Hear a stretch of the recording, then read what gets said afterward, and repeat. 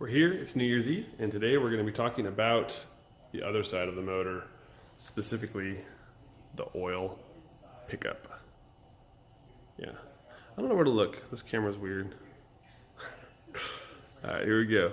We got oil pickup talk. Happy New Year's, everyone. Alright, so first, let me get that out of there. First, we have the factory oil pickup. This is pretty standard Subaru part. You'll see in most of the EJ motors.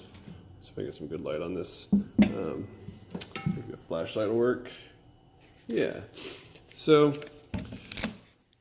it's too bright. A little diffused light would help, but I don't have that. This is the baffle, the STI baffle. I'm going to see if this works. This was from the 207 motor. I'm going to see if this works in the newer 2.5 liter oil pan. That's shaped a little bit different. This pan is a funny, if you look at this pan, they have a weird cutout for basically the header design, so it's more of a triangle. It looks dented, but it's not. And that's going to let us run the equal length headers that we want to run. So what we're looking at here, though, is the oil pickup tube. And this factory pickup, the design of this is really it's not designed very well. In fact, this one, nope, it's not cracked, but they like to crack right here. And when they crack there, you end up sucking through a straw, just like if you broke your straw when you were drinking out of a soda. It's not ideal.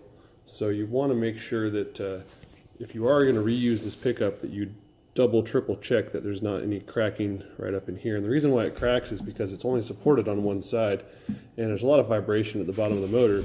So as it vibrates around in there, the really weak joint here just likes to crack.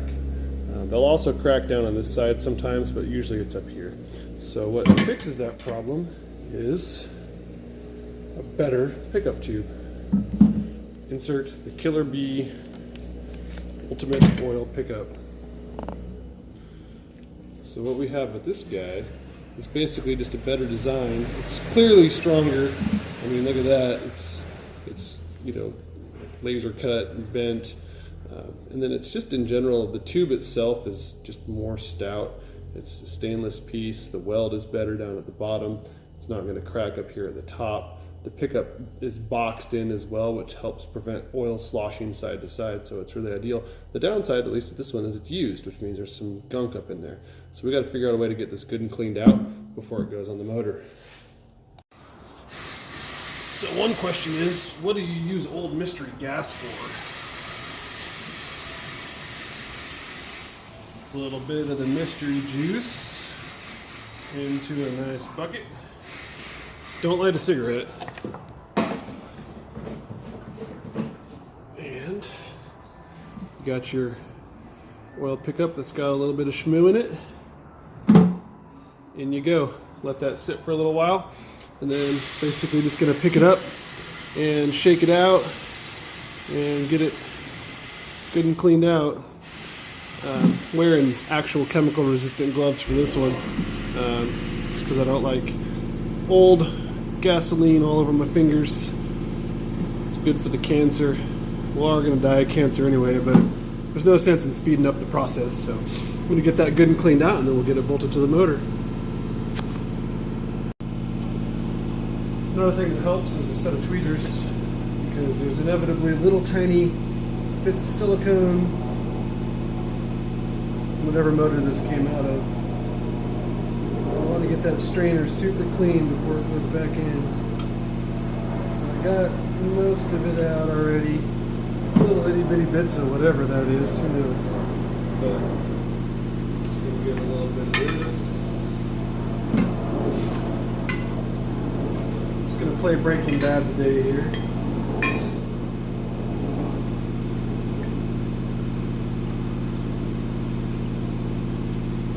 Pour some of that through.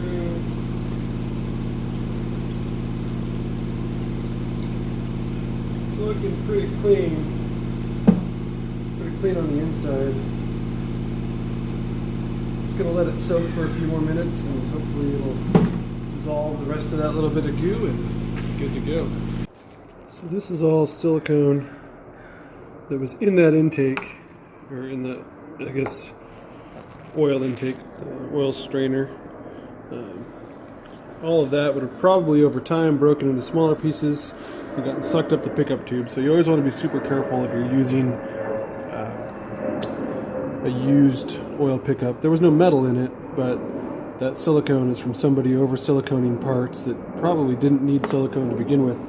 And it all ends up in the oil, and then it ends up back into the motor, and it ends up clogging up the gears inside here have really small oil passages in them that make them actuate based on the duty cycle of this guy right here, which is this is the variable intake cam solenoid, and it's going to have an electrical signal that's going to actuate like a rod that kind of goes back and forth and allows oil into a journal, basically a hole in the camshaft, which then changes the position of the cam, which gives you more or less cam overlap, which helps you make more power at certain spots.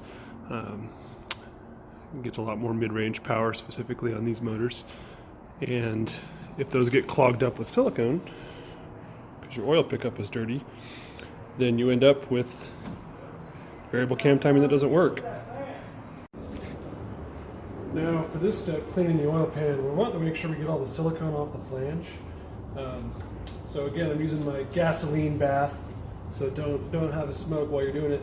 And I got a little brass brush here, and I'm just using the gas and the brass to kind of eat through the silicone that's in these little cracks.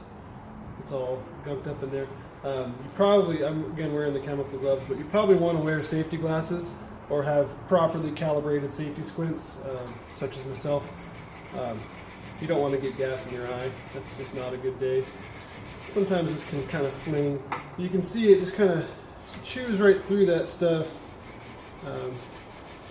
Silicone doesn't really like gas, and it likes it even less when you got a little bit of brass bristle brush to get in there. So this will just take a few more minutes and flip the pan over, and then the part that's soaking will, silicone will come right out. So, and then you're going to want to actually dump this nasty gas out for some fresher stuff and try to flush the pan, because there's a few little flakes of silicone in the pan that you don't want. Alright, so we got the pan as free of debris as possible, and we got the flange as clean as possible. Still, you know, little tiny bits of silicone, but it's pretty darn clean. The only downside to this thing is that whoever took it off decided to hit it pretty hard, so it's a little not flat. So now I've got to figure out if I can flatten this flange a little bit better, because right now it's about as crooked as Forrest Gump's spine. Not what you want. So got to try to get that flat. Basically just going to put it on a flat surface and get out the old rubber mallet and just kind of tap, tap, tap at home. See if it'll flatten out, and then that way it'll go. The other thing, you know, you can just kind of bolt it onto the motor. If you just run the bolts in at a low torque, it'll kind of cinch itself down. And that might do that after I kind of try to tap it mostly flat. And you know, you're gonna use some silicone on it. There's still a little bit on the outside I gotta clean off, but you are gonna seal it with silicone, so it's not like it's, you know, it's not a gasket or anything that has to have a perfect seal. The silicone will fill a lot of gaps. But we'd want to use as little silicone as possible, and the best way to use only a little bit of silicone is to have a good flat flange. So one kind of tricky thing there is this guy, which sticks down a little bit, so I can't put it just flat. It wasn't actually quite as bent as I thought. So kind of hang that over the edge. You can see this end here comes up a little bit, so we're just going to take the dead blow and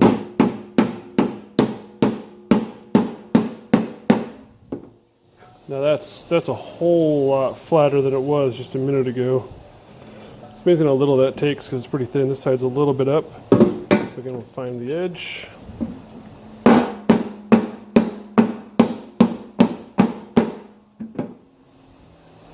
It's pretty flat. Probably flat enough to seal. Little lip here. Let's do a little bit more work on that.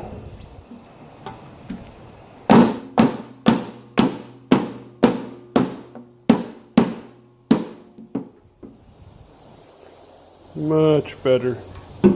That's how you flatten an oil pan. Okay, so we're going to set this guy on first. And then this is going to go here. You want to make sure the O-ring is in place. Now I'll double check that in a minute when I tighten it down to make sure it hasn't moved. But that O-ring is super critical.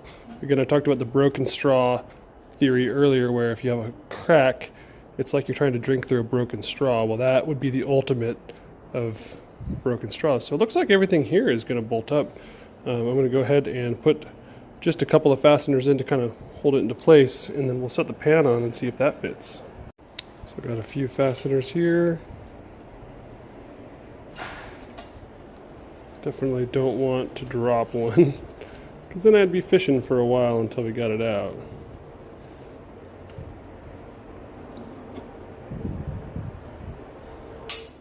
So I drop one. Doing what I said I didn't want to do.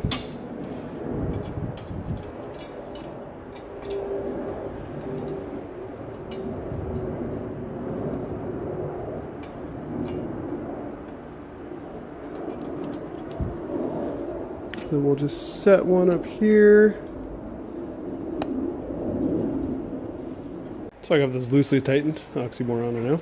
So here goes the pan. Let's see if this fits with everything. It feels like it does. So that's looking pretty good. I'm gonna go ahead and zip this off so that I can look inside and see where the pickup sits. Make sure it's good and close to the bottom, and there is like a spacer kit they sell with this pickup, so I just want to make sure everything's fitting how it should with it installed in the stock pan. Alright, let's see if we can take a peek in that hole there. Let's get a flashlight. So that is the sump there, that silver part, and I can't even see the top of it, but the little pyramid starts right at the level of the hole. So I'm going to guess there's probably only like 1/8 of an inch of that space. Yeah, so the pyramid starts there. And if you look at how much it comes up from the pyramid, it's gonna, yeah, it's basically the bottom of the pan, so that's perfect. Excellent. So we're gonna get everything tightened down and then get some silicone on that flange, and we'll have an oil pan on this car.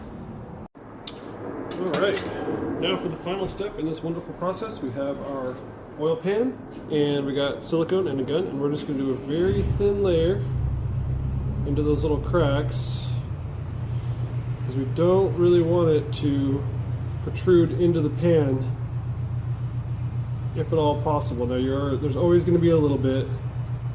There's just no way around that. But the less it goes inside, the better. I can't hold it still. I'm holding it like this. Usually I set it on the bench to do this, but I'm trying to make for good video sometimes. Oops, so I cannot color inside the lines. I was never very good at that whole coloring inside the lines thing.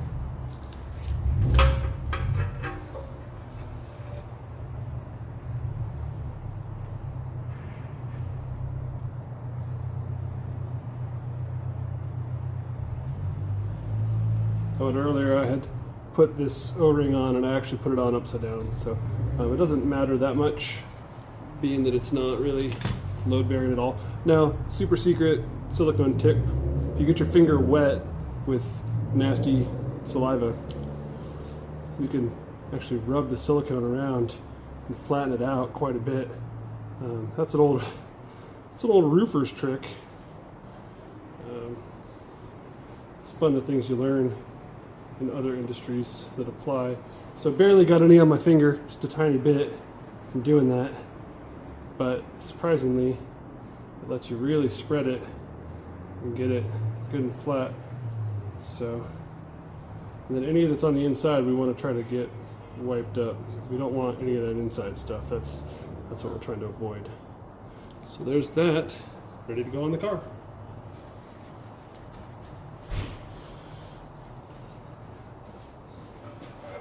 Now you want to try to get it on there without getting silicone on everything.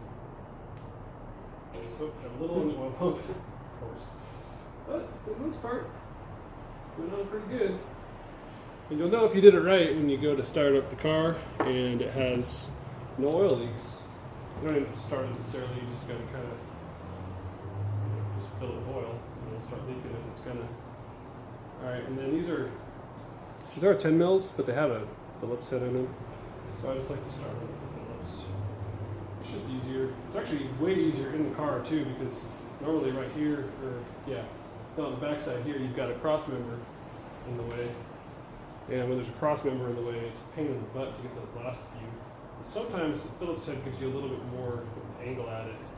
And you can effectively get them started, because if you try to put a socket on it and you start it crooked, it'll cross thread immediately. And these are very commonly cross threaded. And then what happens is the back three of these little guys are cross-threaded in there, so none of them are actually putting any torque onto the oil pan, and suddenly you get an oil leak in the back of your motor. You might think it's the rear main because you don't think it's your oil pan, but it is your oil pan, and that's not what you want.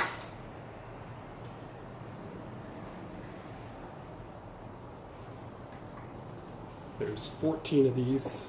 Take a minute here, sorry.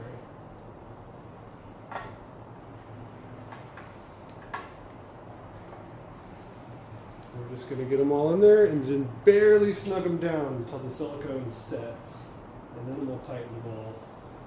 And we just want them fairly snug, and then we'll go to lunch, and then we'll come back and tighten them all down.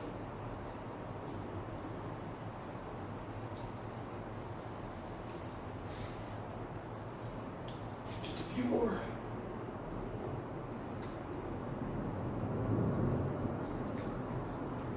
Home stretch now.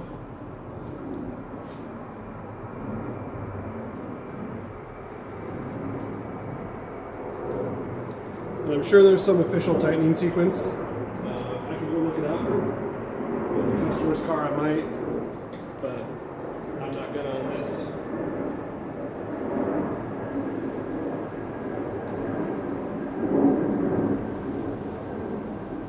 Last one. You always know which ones came out of the oil pan when they're in the bucket of bolts, because they're full of silicone all around the threads. They're all started.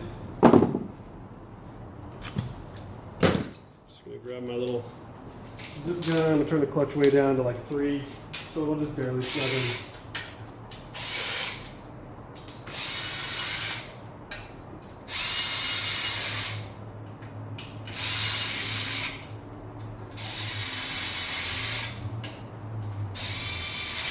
As far as tightening order, I just went every other one.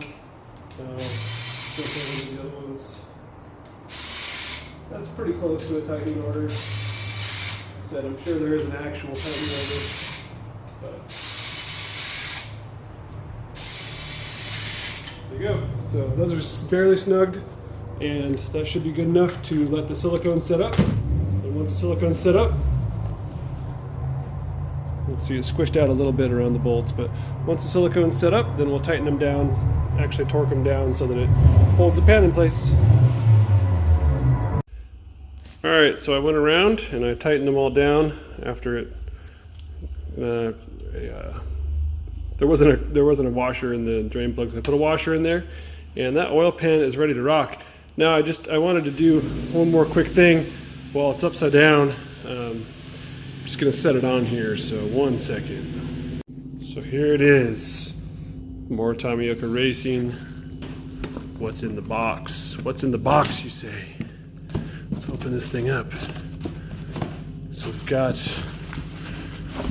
some wrap that I'm probably not going to use.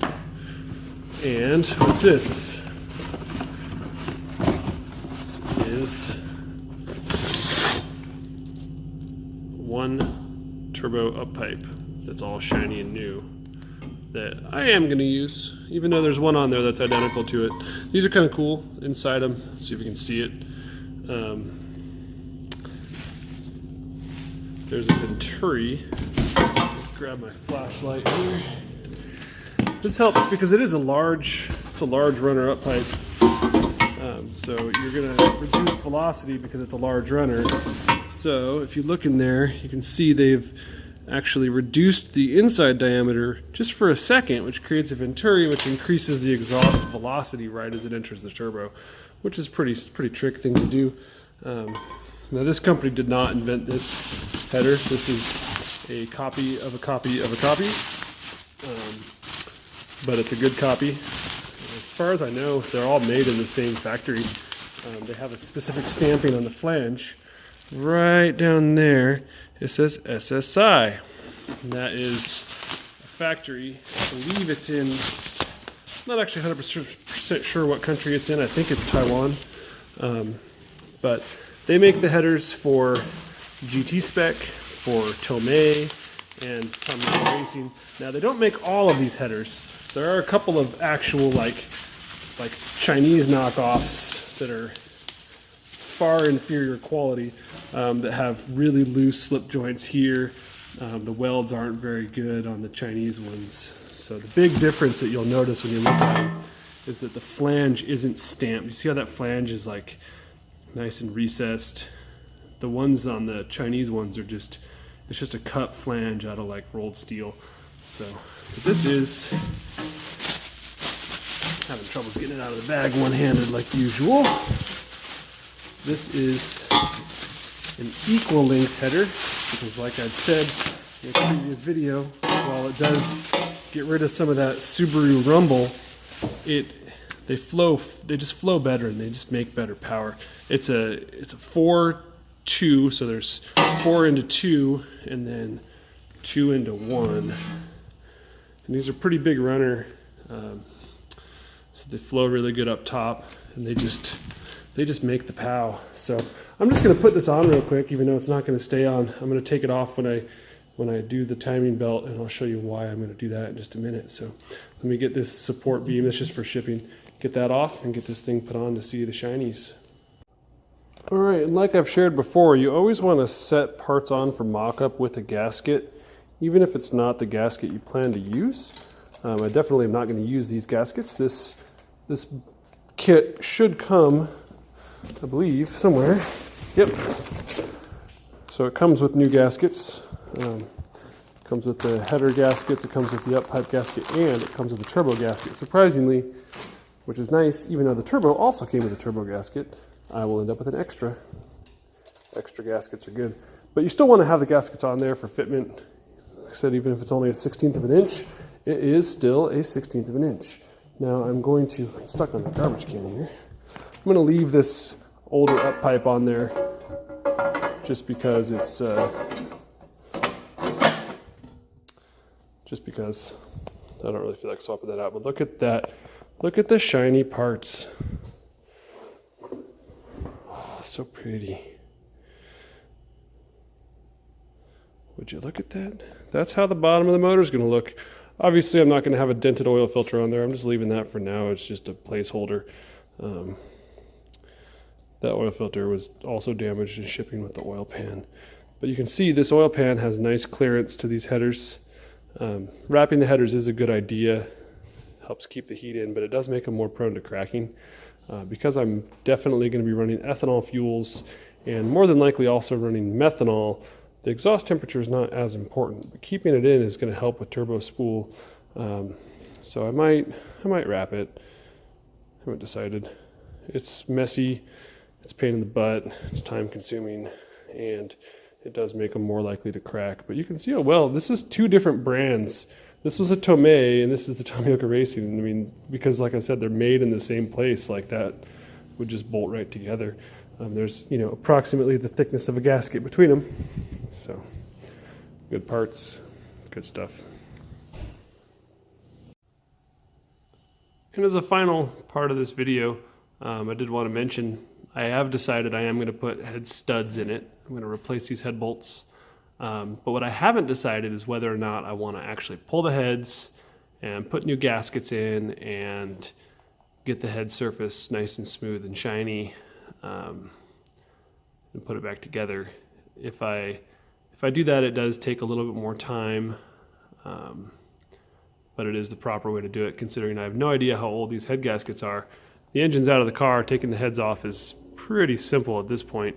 The reason why I didn't bolt this manifold down is I don't want that to artificially influence the head torquing sequence. So I want to have nothing bolted to it when I do it. Just want to get, like I said, get the cams out, and then, oh man, look at this timing belt. Get closer into that. It's a good thing I'm replacing that. That thing's messed.